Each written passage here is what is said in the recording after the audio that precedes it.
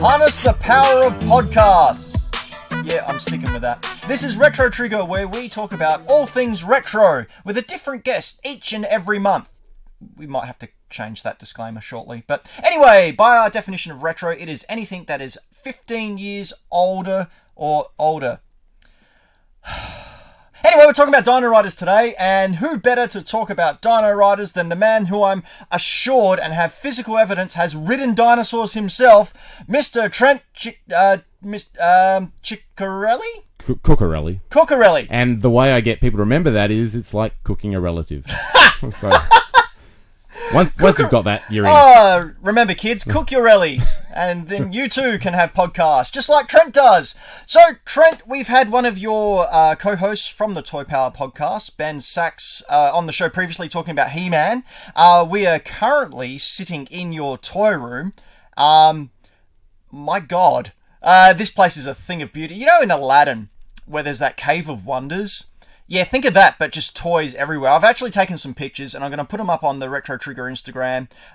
You need to check out Trent's collection. But Trent, tell us more about yourself. Who are you? What do you do? And what is all this splendor I'm sitting in? Yeah, so look, I'm a self-confessed toy collector, and the evidence is all around. I've been collecting since the late 90s, so big into action figures. Things I grew up with predominantly in the 80s, what inspires my collection. So you see a lot of Masters of the Universe, Ninja Turtles, Transformers, Batman and DC, that Ghostbusters, that sort of thing. But yeah, a big one and a huge thing towards the later 80s, 87 sort of ish, Dino Riders. One of the best toy lines imaginable. Such a great toy line. And yes, ride dinosaurs at any opportunity I get. Laser guns, all that sort of thing. But yeah, another big passion of mine is Lego. Yes! And so you were on the Lego Masters show. Correct. Yeah, it was enough. Funnily enough, it was, I guess my love and passion for toy collecting was one of the drivers to go on Lego Masters. But two was the podcast we do, Toy Power Podcast, where we interviewed one of the season 1 contestants, Billsy. Right. Who was paired up with Kale, and you know, Kale was an amazing builder, but probably considered the villain of season 1 with the way he approached the show. Very, very confident in his own ability, and it was his undoing in the end. But his partner on the show was a lovely guy, Billsy, who we had on the show, and he just made a passing comment, if you ever get the chance to audition, I'd recommend it because it was such a fun experience. And until that point, I'd never considered even applying for it. Right. And it was just planted the seed. Okay, what have I got to lose from throwing in an application? Yeah. And what, you just signed up online and they gave you a buzz and said, hey, come and talk to some guys? Pretty much. It's just like a job interview. You put in an application online, fill out a form, they get in touch, you do some interviews. Culminates in a live build in front of the head producer and a few of the staff, right? Where you've got 3 hours to do a challenge. But that's it's just like an interview, and then you find out if you got the job or not. Right, and we all know that these type of reality TV, it lands up to the editors in the editing room to develop a story and develop villains. You mentioned that Billsy was a bit of he was not the villain; his partner was the villain. Correct. Yes. So, did you feel the need to fill into a role, or did they give you a role to sort of focus on, or you were just you and they just went, all right, this is what we're going to do? Correct. This was all about the builds. So, Lego Masters is a bit of a different reality TV show in the sense that it's a creative show where they don't really want controversy. They really want to focus. Yeah, true. They don't. Exactly. Well, it caters to maybe a different market. So, if you want controversy, you can go to an inordinate amount of reality TV shows out there. Yep. But if you're in it for sort of more the inspirational side, more to see creative builds, more to see camaraderie between teams, and there's no backstabbing, there's no ill will, that was very much what Lego Masters was about. So, and that was one of the questions I had for Billsy in our interview was, how much of it was you? How much of it was you having to play a character, or how much of it was the edit making you look a certain way? And he said, look, what you see on the show is 100% how I am in real life. Oh, cool. So that was really good to know that going in. A nice change, yeah, because you can clearly see where they have edited. You might say something like, I'm a nice guy, but I really don't like it when people don't give me flowers. It really gets my goat, but hey, that's okay. I'm fine with that. And they go, right, edit. Yep. I don't like it when people don't give me flowers. Dun dun dun. edit. Yeah, exactly. There's a lot the editors can do. I hate those flower reality shows.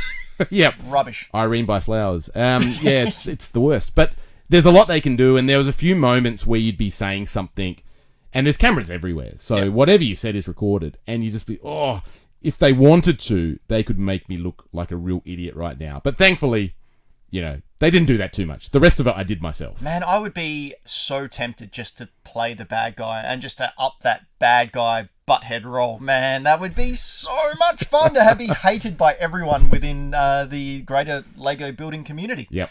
Now, how much Lego have you really got around the place? I saw a huge couple of sets out in the front room there. Yeah, I split the collection into kind of two parts. There's the toys and there's the Lego. Right. So I've been collecting Lego.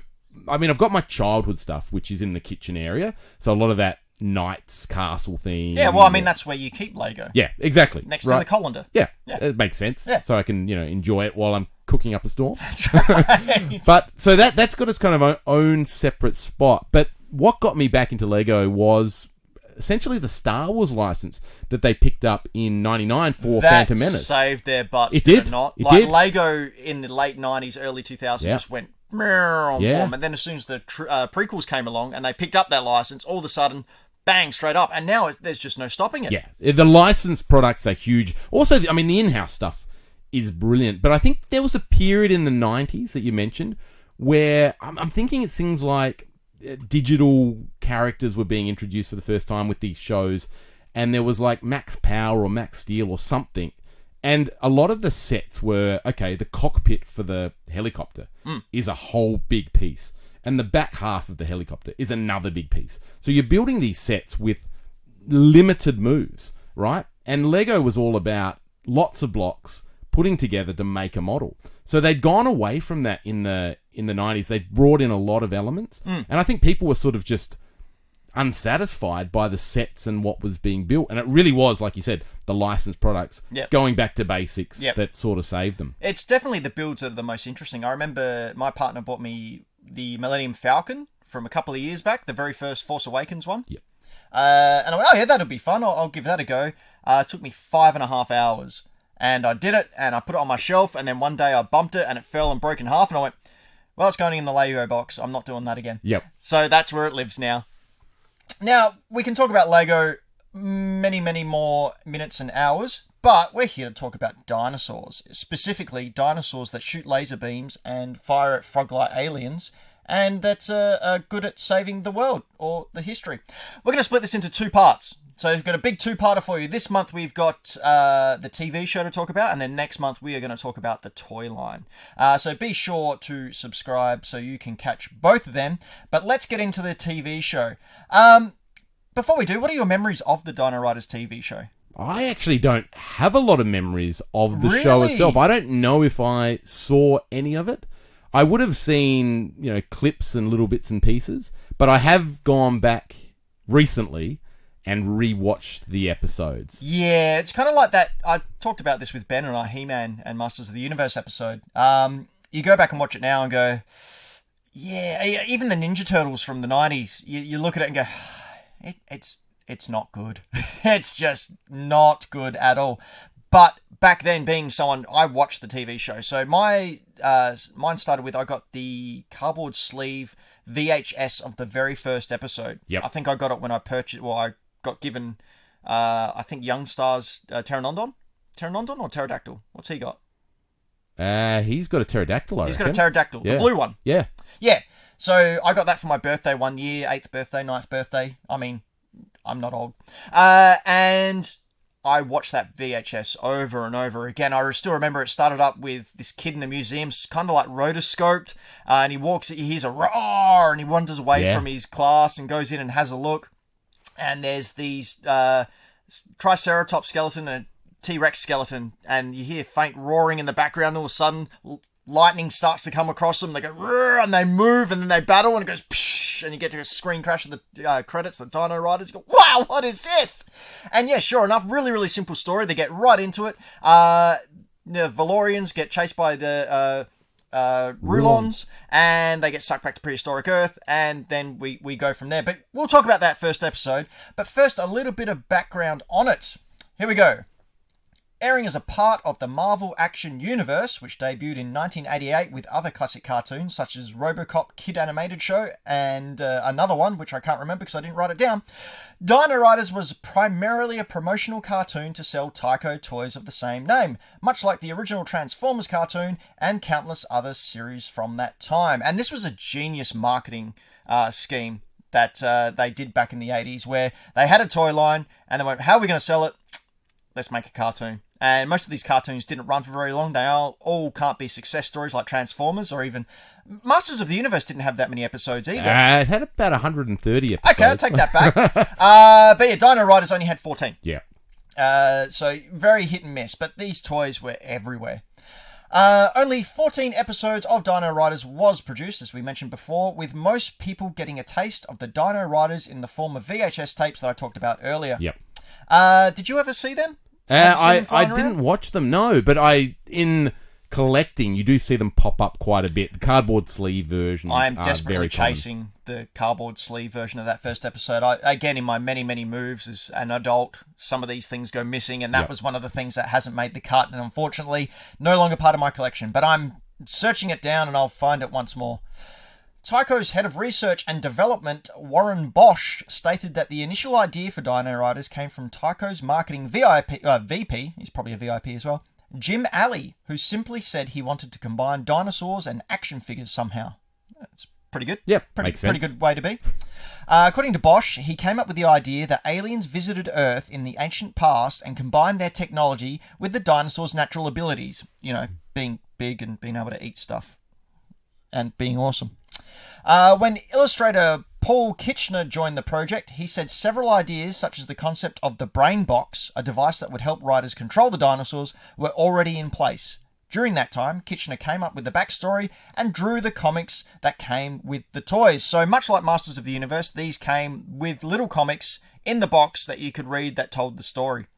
How much exposure have you had to those comics, Trent? I've got the comics. I kind of feel like there's only one comic. And they just sort of reprinted it. Yeah, that's my feel. Correct me if I'm wrong, but there's not a lot of content. Whereas Masters of the Universe, they had a huge run of the mini comics. So there was a lot of the story told. But this was, very much there was a formula back in the 80s that worked. And it was, a media tie-in. So get your cartoon up and running. Comics in package are brilliant, right? Because you can do the cross-sell. You can tell a story. You can plant the seeds for the kids to want to play with these things and collect more of the toys. So that was really, a lot of toy lines followed that formula to, a lot of success. Yeah, and they don't really do anything like that anymore. It's all about cost-cutting now and getting as much as you can. Whereas you look at some of these old toys from the 80s, the Transformers, all die-cast metal, and all the other robotic parts that came in the Dino Riders, the T-Rex, the Brontosaurus, the Diplodocus, they all walked, they were all motorized.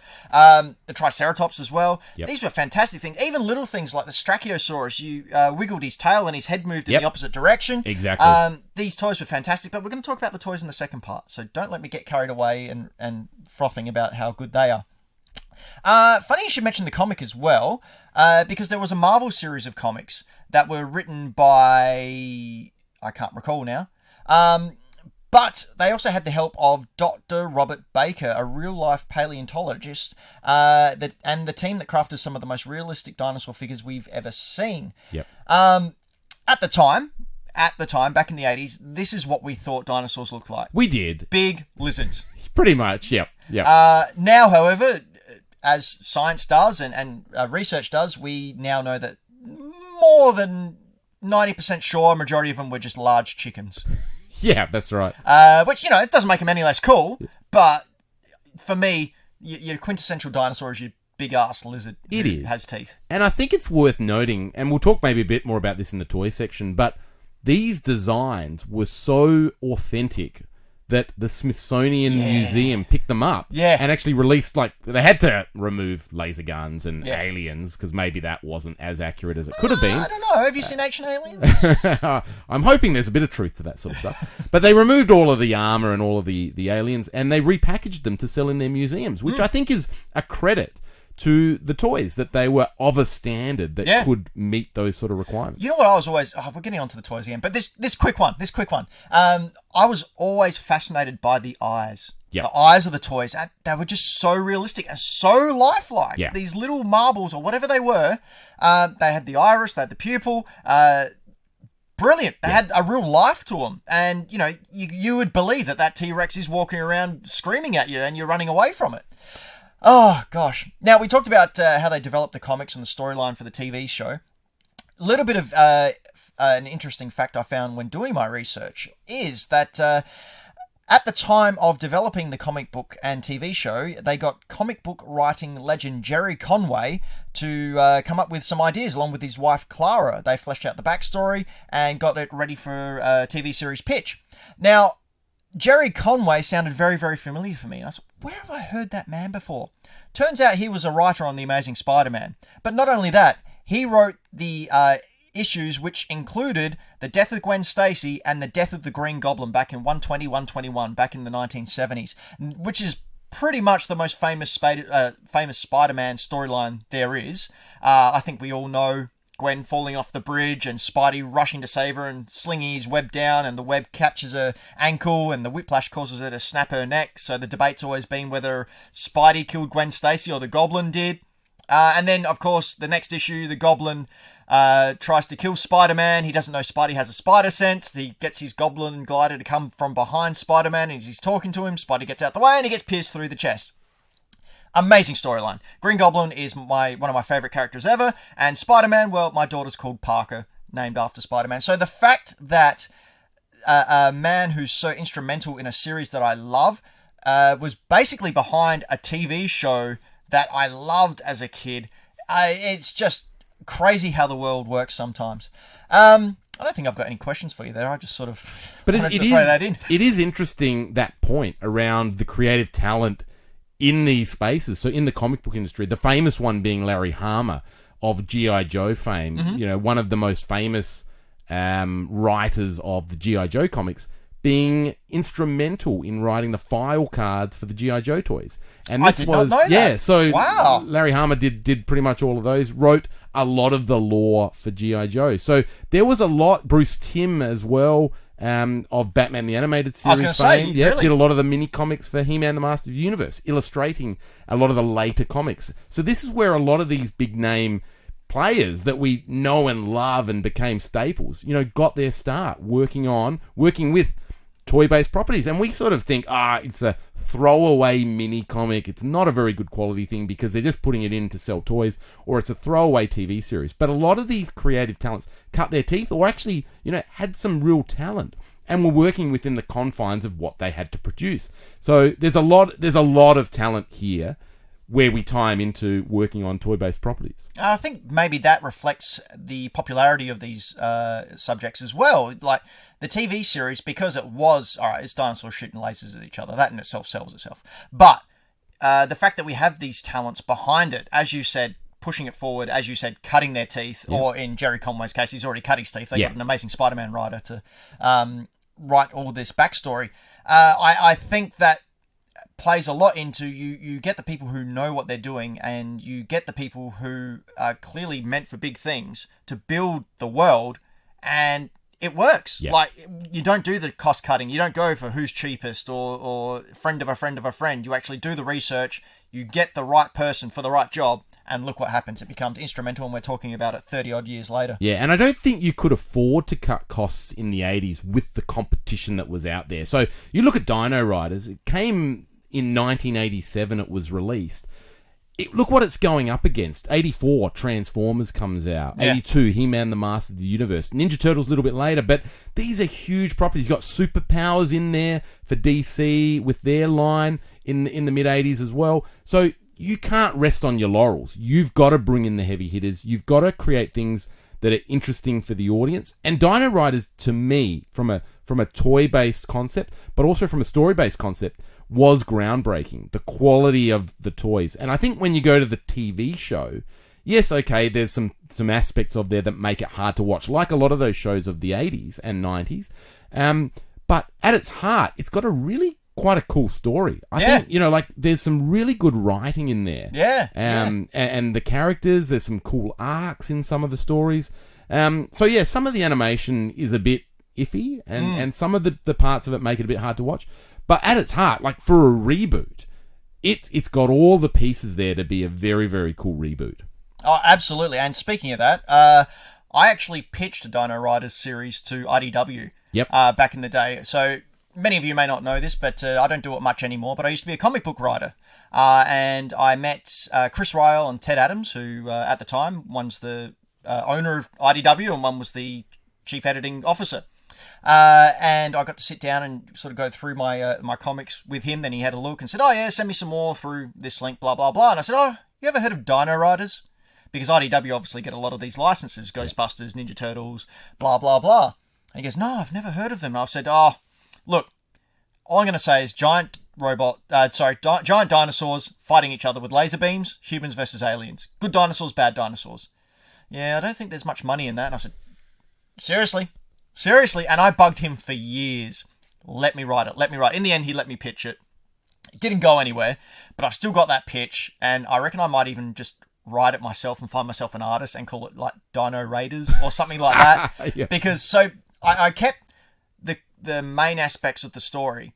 So it starts off much like the cartoon did, with them going through space, being chased by the Rulons, so the Valorians running away, and Krulos and his gang trying to get him. They lock on the tractor beam. The step crystal jumps through time. They go through a wormhole, land on prehistoric. Basically the same.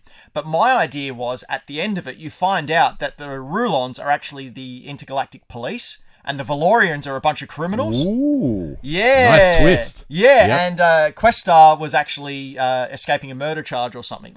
And you found out what's going on there. So you set them up. You actually think you know who the villains and the good guys are, but then it's flipped. Yep. And then you'd realise that, law enforcement's, power hungry and evil, and power goes to their head. And yes.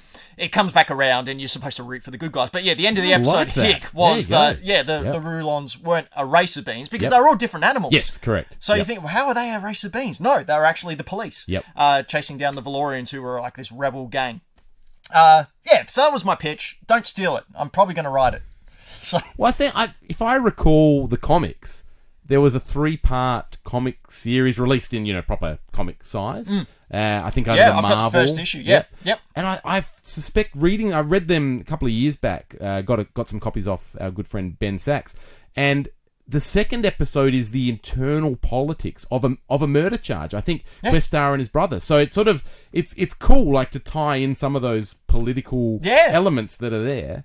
To dinosaurs fighting each other. Yeah, exactly. Yeah. There's depth. You can have depth in these things. You can have depth of dinosaurs shooting each other's faces. All right, let's go into the story. We've already touched on it a bit, but I've got a little bit of a diatribe here. Feel free to cut in whenever you want to comment. Okay, the Valorians were a peaceful race of primarily white humanoids who lived on Valoria. Valoria? I don't know. It's an accent. For reasons, they were attacked by the Rulons, anthropomorphic animals, but not cute animals like cats or bunnies, but rather slimy, yucky ones like sharks, scorpions, snakes, and their leader, Krulos, was a frog. The Valorians, in their white, blue, and silver costumes, attempted to escape the Rulon assault using the space-time energy projector, STEP, on board their very clean and sparkly ship. After being sucked into a wormhole, the Valorians were sent back in time 65 million years to the age of dinosaurs. Unbeknown to them, the Rulon flagship Dreadlock was dragged through as well, refusing to disengage the tractor beam when the step was activated. After successfully landing on prehistoric Earth, the Valorians, led by Questar, the beautiful blonde-haired, blue-eyed poster boy, used their AMP, or Amplified Mental Projector, a lot of projectors in this, sorry, necklaces to telepathically communicate with the dinosaurs they encountered and befriend them. So this was going to be my argument as well. The Rulons used brain boxes, which were like brainwashing helmets that the dinosaurs were put on. Their eyes went red and they were being controlled. Whereas the Valorians used their telepathic abilities to talk to the dinosaurs and befriend them. And my whole argument was going to be, no, these animals aren't cognitive. You're just putting them into slave trade. like again, blurring those lines as to who was actually good guy and who wasn't. Meanwhile, the Rulons, led by the frog warlord Krulos, used brainwashing devices, uses brain boxes to control dinosaurs and turn their eyes red. I should really read through these before I start talking. That's how you know they're evil. The Rulons launched an attack on the Valorians with the use of a mighty T-Rex, whose colour composition did not reflect that of the toy, which we will get into in the second part. The Valorians sprung a surprise, revealing that they too had turned their dinosaur friends into laser-shooting killing machines and assisted them in fighting back. After ultimately defeating the Rulons, the Valorians renamed themselves Dino Riders. With regard to the dinosaurs and other animals represented in this cartoon, the series shows late Cretaceous species like Tyrannosaurus rex alongside species from earlier eras, including the, Permian genus Dimetrodon, which wasn't even a dinosaur. Well, it's not a dinosaur, is it? And it was very early on. 200 million years before the dinosaurs. But it's got like that fin, which creates a cool shield concept. And wasn't it was warm-blooded anyway? Oh, yes, you could be right. Which is why it's not a dinosaur, because they were all primarily cold-blooded? Yep. I don't know. I need to do some more research. Let's not let facts get in the way of facts of a putting good story. Yeah. But really, the Dimetrodon setup was kind of ridiculous. Well, the whole point of that was almost like they were hidden. Yeah. The Rulons didn't how know. they hid is like there was a Dimetrodon standing to the side of, it's just a Dimetrodon, don't worry about it. And then the Dimetrodon turned around and was like, here I am behind its fin! What? Like, you look at some of the designs and, they are pretty hokey. Yeah. But some are cool as hell. Like, the epic scene you have of the Brontosaurus with its pods on its side and the turrets on its neck. And then you've got the T-Rex, which is the coolest looking toy ever. Pretty much, yeah. It's got Krulos on there. Kind of not really good battle strategy to be on a stem on the T-Rex's head. Yeah. Like, you're not really safe, but again, Krulos was supposed to be arrogant, so I guess it makes sense. In the final 14th episode, some of the riders are sent back to the Ice Age, providing a new story to tell in a new location, and also selling a brand new series of toys, the fourth and final one. That episode synopsis is as follows. This is where it really jumps the shark. Yeah. After only 13 episodes, it jumps that shark. Or what's the big shark-type dinosaur called? Megalodon? Yeah, no, the Ichthyosaurus. Oh, yeah. Yep. Something like that. Never mind that ding. I just had an idea. The episode synopsis is as follows. Upon the step being repaired, the Dino Riders work to keep it from being claimed by the Rulons, when an accident sends the commando members Astra, Chameleon, Bomber, Phase, and Glide to the Ice Age, where it leads to them encountering its creatures and a tribe of Cro-Magnon men led by Zar. As the commandos work to repair the step and reunite with the Dino Riders, they must also help Zar's tribe in their fight against Grom's tribe. Now, you mentioned before you really didn't come into contact with the cartoon as much. Have you seen that 14th episode? No, I haven't. It is trash. It is really bad. I don't know what happened, but yeah, the basic thing is they accidentally go back in time, encounter Grom, who was a relative of Krulos somehow. Which is weird because he was a Cro-Magnon man, so he was humanoid, and Krulos was a frog. And last time, I mean, obviously they reproduce asexually, frogs. I don't know if that's the case with Krulos. Who knows? Who am I to judge? No aspersions here. But, Grom being a relative of Krulos, and he just, I don't know, they wanted their property, they wanted their land, but it was just an excuse to make different toys. So you got the woolly mammoth, you got the saber-toothed tiger, you got the sloth, and a killer warthog, Yep. Yes, because they were back in the Ice Age.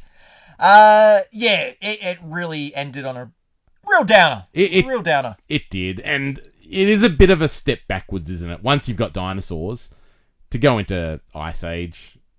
Yeah, and I mean, there was so much more they could have done. Like, unfortunately, each of the episode were that He-Man type one and done. We've lost our dinner for this evening. Quick, better go and get a special plant. Oh no, one of us is being kidnapped. Don't worry, we'll sneak in and rescue you. And I think because at the end of the first episode, the T-Rex had its brain box knocked off, and it went wild again, which is how the Valorians were able to win. But I reckon out of the 14 episodes, there were at least 5 where it was them hunting down the T-Rex and recapturing it. And it's just like, oh, come on, guys, you can do more than this. Yeah. It was just really phoned in. But still, that first episode is really tight, really tightly written. Yep. Sets up the world really, really well, despite the fact that, dinosaurs just... Although you could argue... All right, this is my writer brain coming in. You could argue if the Valorians and whatnot went through a wormhole, it's possible that you could have had some kind of time storm and wormholes opening up all around, and they sucked in other dinosaurs from other eras. Yep. There you go. There you go. Done. Another thing I didn't get about the TV series, if we're pointing at plot holes, where'd they get all the metal from to build all the... they showed to be fair, they showed the Rulons mining and creating. So they must have had an inbuilt smithery on their ship. Perhaps. Who are we to argue? As you do. Future tech. Yeah. But yeah, the Valorians, they had everything made out of wood, and then they dropped the wood because it was a facade, and all of a sudden they had pods on dinosaurs and brachiosauruses that had jets flying out of it, and little dinosaurs flying out of it that they... I don't know. I'm just being nitpicky. You know what they should do? They should just let me rewrite it. Yeah. They should. Yeah. You should pitch for it. So before we take a bit of a break and come back next month for the Toy Talk, what do you think about the cartoon as a whole? Like, comparing it to Masters of the Universe, or comparing it to G.I. Joe, or some of those other big blockbuster cartoons. Where do you think it lies? Look, I think... Let's rank them. Well, it's a really interesting thing, and there's so many different factors you can bring in. I think it's probably not, as a series, it doesn't hit the standard of maybe some of the other cartoons. I think when you do start to rank things, I think Transformers is relatively solid. He-Man has some very, cool elements. I think it might fall down a little bit on some of the animation. The animation, they still animated He-Man in the US at a time where a lot of them were being outsourced to Japan. They cheaped out of that, though. They did, and they used stock, and they had to. And I think He-Man was the first cartoon that was 5 days a week. It was every day, every weekday from the outset. So, yeah, there's factors at play here. I do want to point out, He-Man never used his sword for anything but deflecting shots or breaking things. Robots. No humanoid or living creatures were ever harmed with the power sword. Dino Riders, no. They just shoot lasers right at your face. Oh, yeah. They didn't care. They were going for your face. Yeah, that's exactly. Yeah. That was, I'll burn your face off, you pretty boy Questar. Yeah. Look, so, my view of Dino Riders is, exercise caution when going back and watching beloved childhood properties, because you may be disappointed to some degree. Oh, yeah. But Ninja Turtles, for example. I remember going back and watching it, and Shredder was voiced by the former Uncle Phil. Yeah. Yeah, that's not a Japanese person. No. That is, I need to use the bathroom. Yeah, but you don't care as a child. Like, that sort of correctness, making sure the characters actually tie in and getting, kind of the right people to voice them. We didn't care, and it's a great voice. Yeah. Like, it might not be the right voice from a kind of accuracy point of view, but it's a cool voice. Yeah, I mean, he wasn't menacing. No. He wasn't scary, which I don't think it was supposed to be. I don't think it was. No, it is primarily marketed at kids, and they did very, very well, because, again, you and I were kids back then, and we still have, well, you have a lot more than anyone. Ninja Turtles, just taking up shelf space. Oh, man. The other thing I'd point out on the cartoon is the voices, like voice acting. You hear a voice and you're like, well, that sounds like Optimus Prime. Oh, it's Peter Cullen. Yes. Yeah. He played Gunner. Yeah, Gunner. Yeah. Gunner on the Strachiosaurus. We actually haven't gone through many of the characters. We should probably do that. I reckon Frank Welker might be in there, who voiced Megatron. There's, if you bring up the IMDb, you'll find a lot of, and that's the thing. I think voice actors in the day, they might be revered now. Peter Cullen can go around and do the circuit, and gets autographs as Optimus Prime. But for him, he was just rocking up at his day job. Just rock up at the studio and do a... Papa Smurf? I don't know. But I know he was definitely a voice, because I remember listening to it going, that's Papa Smurf's voice. What's... Mind's Eye? Yeah, you could be right. I reckon it might have been Mind's Eye. There you go. I'm going to look up the Dino Riders cast right now. And I just feel like, who was the guy that did Dr. Claw? I think maybe that was Frank Welker that did Dr. Claw, and that Krulos, I reckon he did Krulos as well. It's the same voice, right? Pretty much, right? The guy that did the Inspector Gadget villain, Dr. Claw, is Krulos. It has to be. Okay, I don't remember recognize a lot of these voices, but I'll read people. I'll read them out to you, see if any of them make any sense. So Questar, the leader of the Valorians, was Dan Gilzevan. No, don't know. Gilvezan. Yep. Peter Cullen, of course, was Gunner. Charlie Adler. He was Turret. Frank Welker was Glide. Yep. Some ridiculous names. The characters, not the actual people. He clearly had a flying apparatus, didn't he? Or Yeah. He flew a pteranodon or a... I mean, what were their parents thinking when their kid came out? And although maybe it's like ancient Japan, where you're born with a name, and then when you come of age, you get to choose what your name is. Maybe, yeah. We should go back to that. Rob Paulson. Oh, Rob Paulson. He did Donatello. Oh, he was Funnily Phase. enough, he did Raphael in the original cartoon series. And in the 2012 Nickelodeon series, he did Donatello. That's right. And when they crossed over in that brilliant crossover cartoon, they were talking to each other going, what's wrong with your voice? It was like, what's wrong with your voice? Yep. That was Rob great. Paulson, there you go. Cam Clark. Cam Clark, Leonardo. Yep, he did Arrow. And in fact, he did He-Man in the reboot, the Mike Young Productions 2002 cartoon. Oh, right. He played He-Man and Prince Adam. Oh, wow. And Leonardo as well. So, yeah, there you go. Jack Angel. Don't know. He was Grom. Townsend Coleman. Astra. Joe Colligan. He was Youngstar. Okay. Now, I've got to say Youngstar. He was the one that I liked the most. Yep. Because I was a kid at the time and he was the cool teen. He was. He was the rebel and he Yep. went Causing off on his trouble. own. Yeah. He Wouldn't listen to no one. Didn't listen to Questar, but even though his name was Youngstar, it's like, what, are you trying to tell me that he's the next in line? Like, come on, guys. Gosh, darn it. Ike Eisnerman, Cub, and Christopher Collins. Who voiced Krulos? Did you do that one? That's a good question. I'm just looking at the Wikipedia page now, and I feel like it's literally the same voice as Dr. Claw. it might be. Who voiced Dr. Claw? I can't think of the name. Characters, and then we go to Krulos, which is somewhere. Emperor Krulos, Frank Welker. Oh, there you go. Okay. There you go. Ross, Frank Welker.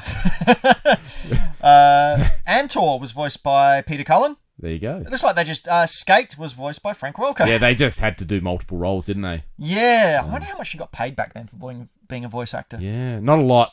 No, I suspect. well, it's just why they had to take up all Maybe, those. yeah. Yeah. Anyway, that was the cartoon. We've done a very, very light look at it, but man, what a series! You can get it now. Much like the figures, anything Dino Riders has quadrupled in price in the past 2 years. Yep. Because people our age have come into money and gone, hey, I'm dying slowly. Let's think back to a happier time when I wasn't caring so much about that. And yeah, the prices have jumped astronomically, much like the Dino Rider cartoon DVDs. Yep. I managed to pick one up somewhere in my travels. It's all the episodes on a DVD. But the DVD has got like the T-Rex and Krulos riding it on the front with this green border with love hearts all around it. Yep, I know the one. And Dino Riders is like in the Care Bears font. Yep. What? It's so bad. Like, what? But it's actually quite valuable. Yeah. Yeah. Well, I looked on the old Demon eBay site and it's going for $100 or so. Yeah. Just because people are hungry for these things. It's like, well, you can just go on YouTube. People have uploaded them there. Yeah. It's not that hard to find. And you get that $100 DVD in the mail and pop it in and go, oh, I could have eaten food with that money. Look, it is. I think I bought like a best of kind of DVD. Right, and so it's one episode? Yeah, well, it's more than that. I think it's about 5. But I tell you, it's just like it's been ripped off of VHS. Yeah. That's what it looks like. Yeah, I it's think atrocious quality. Well, it makes me wonder, because we hear, especially in the game industry, just putting on my Hack the Dino hat for a bit, that quite often these things are sort of just forgotten about after they're released, especially the early ones. We saw it a lot with Doctor Who back in the 50s and 60s. The show episode would air and they go, oh yeah, whatever, and just record over the master tape, and then they're gone, lost forever. And it's only now that people go, oh, what about that? Classic stories, Final Fantasy VIII. The source code no longer exists anywhere because they lost it. Yep. And that game has never been re-released because they can't. Yep. They don't have the source code. So which is why preservation of this type of stuff is very, very important. And just looking at your toy collection here, is that kind of one of the reasons? We'll get into this a lot in the next episode, but as a sort of a teaser, is that one of the reasons why you collect? I mean, for me, collecting Nintendo stuff is part of video game preservation. I want to make sure that this stuff is here for other people to know that down the line, when they get a museum one day and I donate all my stuff to there, that people have the opportunity to experience where all this stuff came from. How much of that is involved with your collecting? It wasn't a consideration when I first started. Like I said, back in the late 90s, I just wanted to collect cool stuff that I liked. Go to the shelves, buy new Star Wars toys that Kenner were putting out, go into the secondhand stores and pick up all that stuff that I remembered. So it was the furthest thing from my mind as could be possible. But now, definitely that is a factor. I think very much about the preservation. Here's a line, here's what it looked like. Here it is, I collect a lot mint on card, mint in box. That's a big part to me of the era of capturing what that feeling was like to go into a toy store, to see those packages. And they were, the graphic designs of that era is so good. Yeah, it's like so good. It's a lost art, I think, to some degree. The graphics, the artwork on there, a lot of Dino Riders, when we look at the box art, it's an oil-based painting. It's an artist that is doing these things. I would do anything to have those prints. Yeah. Like to get, not even the original, just big prints of those battles. Majority of people have seen that amazing, huge span. I mean, I can't remember what box set it's on, but you know the one I'm talking about with the T-Rex in the middle, and you've got the Brontosaurus on the other side of it. Yep. It's not the Brachiosaurus set. It might be the Diplodocus one. Yep. But yeah, the art is just phenomenal. Yeah, it's phenomenal. It's first class. So to me, that's a big part of, you can go to a flea market and you can find a sort of battered old toy, but to really bring you back that quality of packaging and box art is, to me, a big part of it. So I'm very careful with the preservation side. Like as you can see in this room, it has no windows. There's no UV light here to fade any of the artwork on the boxes or damage. We're on a timer. We're actually sitting in the dark. Yeah. I'm not allowed to breathe. No. I'm breathing into a mask. Make sure. And we've got a cone over us, just sucking up the air. But yeah, and ultimately, I think, like I'm nearing 40. What do you do with this stuff as you get older? And my longer term goal would be to kind of, either open up a museum and have a museum, or eventually donate this stuff to a museum where people can come in and enjoy it and kind of relive the memories. It's something I've been playing with for about a year. Like, I would like a museum to sort of have, like, just a non-for-profit somewhere. Yep. Just someone to donate a warehouse and to set it up, and people can come and look, and there's a card there that you can read about these figures when they were released, and then you can go and see these boxed Nintendo games, and you can look at the Virtual Boy and go, what the hell is that? Yeah. And read it and maybe even use it. I think it needs to happen, and I'm sure there are plenty of people in Australia. And that's the thing as well, being in Australia, we got a lot of releases that the other parts of the world did not. A lot of this stuff that you find online, a majority of it comes from America or the UK. Yep. There's not a lot of Australian registry of all this type of toys and video games and that kind of stuff. So yeah, we should look into that. Yeah, I think it definitely. Being the accountant, I've sort of done a few costings. Yep. And it's an expensive endeavour to kind of configure, but I think there's something that could be achieved where, like you say, big warehouse, different people bring in different collections and have it, curated nicely and Sounds set like up something for the that. government should really support. I think there's something in that. Yeah. Stay tuned. All right. Anyway, this is the end of episode 1, talking about Dino Riders, the cartoon series. We did a little bit. Episode 2, we'll be talking about Dino Riders, the toy line. That'll be coming up next month. But until then, Trent, where can they find out some stuff about you? Well, if you like chatting toys, we do a weekly podcast called Toy Power Podcast with Ben, Darren, and Frank. That's probably the best place to catch up. There's obviously all the socials, Facebook, etc. But yeah, we just can't stop me talking about toys. Just love it so much. So yeah, that's cool. Where you'll find me, hanging out either in various toy rooms across Adelaide or in the toy aisles of various toy shops. Or in markets, but don't talk to him if you see him in markets, because he's on the hunt and he gets like, Gollum when he Gollum in Lord of the Rings, when you try and grab the ring off him, you just not a pretty sight. Anyway, if you don't know already, I'm part of Hack the Dino, a video game nonsense podcast where we talk about all the video game news. You can find us on YouTube, on Spotify, and all the podcast services. So check that out, Hack the Dino. Until next month, thank you very much, Trent Cicurelli. Cucurelli. That's the one. You got it. Yeah.